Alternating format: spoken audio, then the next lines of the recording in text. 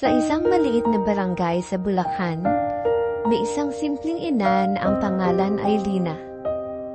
Hindi siya mayaman pero puno ng pagmamahal sa kanyang buhay. Para sa kanyang anak na si Andre, siya ang mundo. Ngunit isang araw, bumalik si Randy. Malinis na, may trabaho, at may dalang abogado. Gusto niyang kuhanin si Andre. Ako ang ama niya, sabi ni Randy sa harap ng korte. Kailangan niyang maayos na kinabukasan.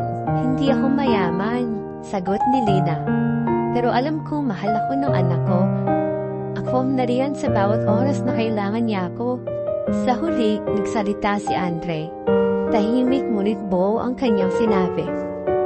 Gusto ko po kay Mama. Siya po ang tahanan ko. Nanalo si Lina. At sa kanilang munting tahanan, bumulong si Andre habang magkahawak sila ng kamay. Mama, ikaw ang tahanan ko. Ang tunay na tahanan ay hindi nasusukat sa laki o yaman, kundi sa pagmamahal at pagkalinga.